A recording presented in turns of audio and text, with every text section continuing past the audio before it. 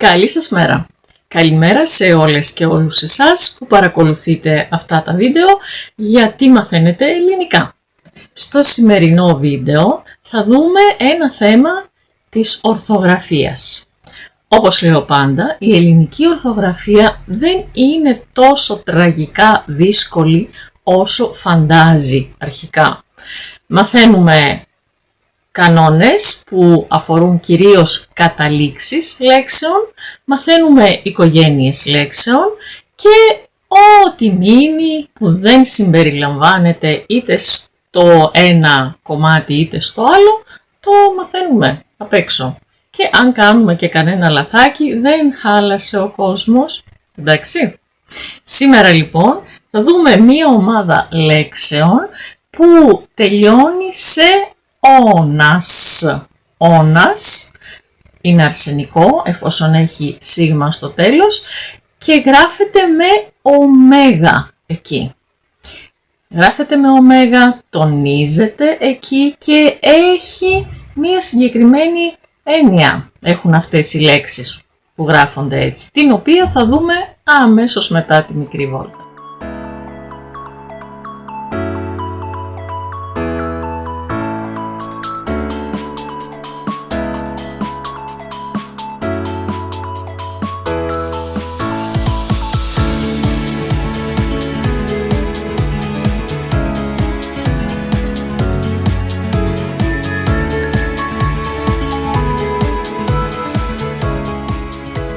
Έχουμε λοιπόν αρκετές λέξεις στα ελληνικά, οι οποίες γράφονται στην κατάληξη με ωμέγα, τονίζονται στο ωμέγα και έχουν την έννοια ενός χώρου. Μπορεί να πρόκειται για μία έκταση, στην οποία αυτή η έκταση καλλιεργείται ένα συγκεκριμένο είδος φυτού.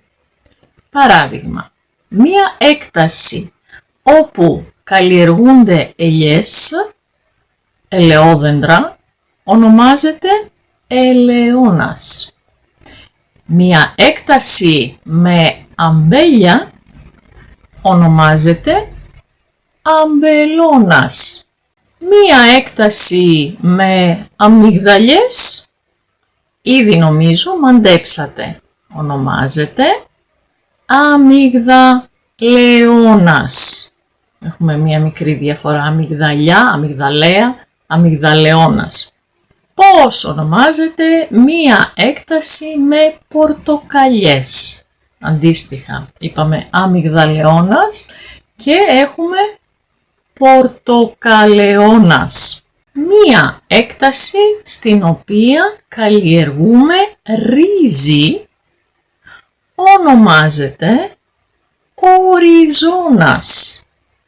Το ρύζι με ύψιλον, οριζόνας, ωμέγα στην κατάληξη. Μπορεί να πρόκειται για φυτά τα οποία δεν καλλιεργούνται απαραίτητα γιατί θέλουμε να πάρουμε κάτι από αυτά, απλά βρίσκονται πολλά φυτά του ίδιου είδους σε ένα σημείο ή τα έχουμε φυτέψει, όχι όμως με σκοπό να πάρουμε τους καρπούς τους.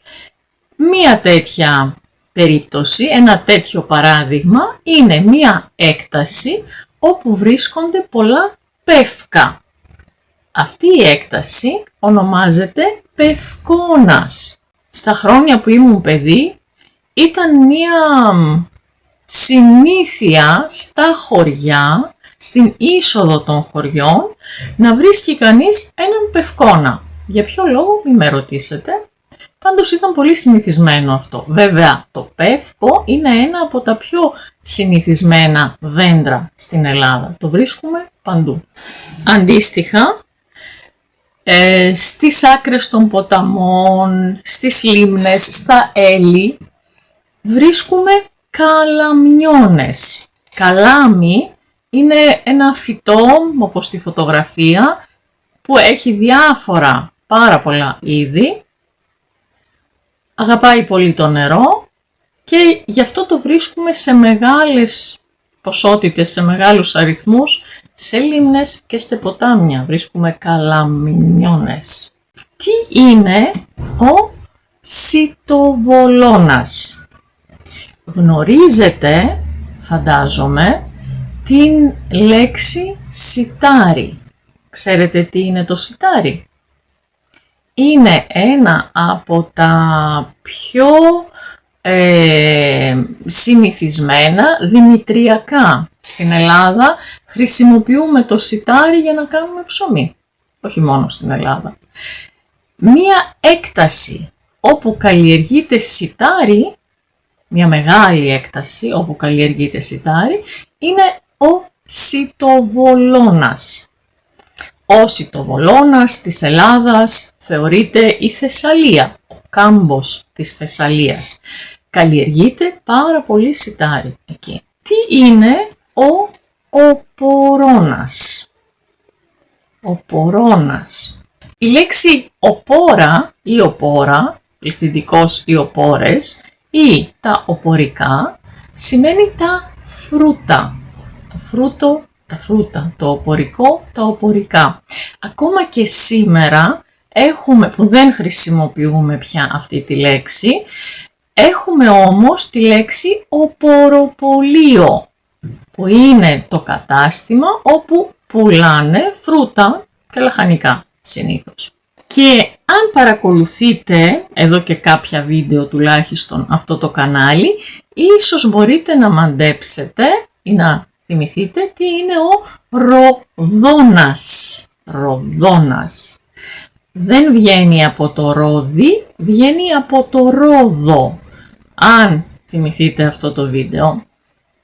Ο ροδόνας είναι μία έκταση με 30 φυλλιές. Σε αυτό το κομμάτι θα ήθελα να αναφέρω και τη λέξη πλαταμόνας. Η λέξη πλαταμόνας προέρχεται από το επίθετο πλατής, που σημαίνει μεγάλος, ευρύς σε έκταση, και αναφέρεται σε μία ακτή η οποία είναι πλατιά, μεγάλη, δηλαδή μπορεί να είναι αμμουδιά, μπορεί να έχει βράχια. Υπάρχει σαν τοπονύμιο, δηλαδή σαν όνομα τόπου στα ελληνικά, σε πολλές περιοχές. Εδώ στη Βόρεια Ελλάδα νομίζω ο πιο γνωστός πλαταμόνας είναι ο πλαταμόνας της Πιερίας. Μια πολύ όμορφη ακτή με πολύ ωραία νερά και ένα πολύ σημαντικό στα παλιότερα χρόνια κάστρο, το κάστρο του Πλαταμόνα, που είναι επισκέψιμο. Ίσως κάποιοι από εσάς έχουν πάει στην περιοχή αυτή. Βρίσκεται στο δρόμο από την Θεσσαλονίκη προς την Αθήνα. Εκτός από εκτάσεις ανοιχτές όμως, κατάληξη όνας μπορούν να έχουν και κάποια κτίρια, κτηριακές εγκαταστάσεις. Παράδειγμα, ένας χώρος, ένα κτίριο όπου εκτρέφονται κότες, κοτόπουλα, είναι ένας ορνηθώνας. Όρνης το πουλί στα αρχαία χρόνια, ορνήθη ακόμα χρησιμοποιούν σε κάποιες περιοχές τη λέξη όρνηθα και εννοούν η κότα. Ένας ορνηθώνας λοιπόν είναι ένα κοτέτσι. Στα σύγχρονα ελληνικά συνήθως λέμε κοτέτσι. Ένας περιστερώνας είναι ένα κτίριο όπου κατοικούν περιστέρια. Πολύ όμορφους, περίτεχνους αρχιτεκτονικά περιστερώνες θα συναντήσετε αν πάτε στο νησί της Τίνου. Είναι κάπως έτσι. Ψάξτε το και λίγο στο Google να δείτε, ή αν έχετε πάει γράψτε μου αν έχετε δει αυτά τα κτίρια στην Τίνο. Μπορεί όμως να πρόκειται και για κτίρια διαφόρων άλλων χρήσεων, όχι απαραίτητα εκτροφής κάποιων ζώων. Για παράδειγμα, ένας στρατώνας, υπάρχει και το θηλυκό αντίστοιχα, λέμε ή στρατώνα, είναι τα κτίρια εκεί, οι εγκαταστάσεις όπου μένουν οι στρατιώτες, οι φαντάροι, οι νέοι άνδρες οι οποίοι υπηρετούν στον στρατό. Ένας ξενώνας μπορεί να είναι ένα δωμάτιο σε ένα σπίτι, στο οποίο μένουν οι φιλοξενούμενοι κάθε φορά της οικογένειας, ή μπορεί να είναι και ένα μικρό ξενοδοχείο. Ένας ξενώνας, μία πανσιόν. Ένας κοιτώνας, όμικρον γιώτα ωμέγα, είναι ένας χώρος, ένα μεγάλο συνήθως δωμάτιο, όπου κοιμούνται άνθρωποι που μένουν σε ένα ίδρυμα. Μένουν και σπουδάζουν, για παράδειγμα, εκεί. Ένα οικοτροφείο. Ο προμαχώνας. Μάχη, μάχομαι, πολεμό. Στα τείχη, στα κάστρα, το σημείο εκείνο από όπου μπορούσε κανείς να πολεμήσει ήταν ο προμαχώνας. Αχαιρώνας. Το άχυρο είναι το χόρτο αυτό, το οποίο χρησιμοποιείται σαν τροφή για τα οικόσιτα ζώα. Για τα βοηδή, για τις κατσίκες, τα εγωπρόβατα. Είναι ένα κτίριο, ο αχαιρώνας, όπου αποθηκεύεται το άχυρο. Στα χωριά, παλιά που υπήρχε έντονη αγροτική ζωή, κάθε σπίτι είχε οπωσδήποτε τον αχαιρώνα του. Αχαιρώνας, αχυρώνας, και έτσι θα το βρείτε και έτσι.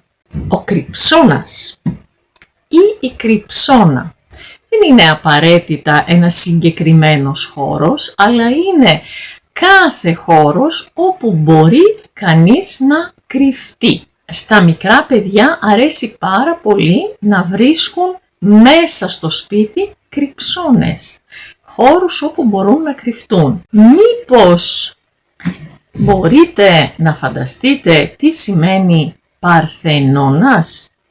Γνωρίζετε βέβαια ότι είναι το κυριότερο, το μεγαλύτερο κτίριο που βρίσκεται πάνω στην Ακρόπολη της Αθήνας. Έτσι. Παρθένος είναι κάθε γυναίκα η οποία δεν είχε ακόμη σεξουαλική επαφή.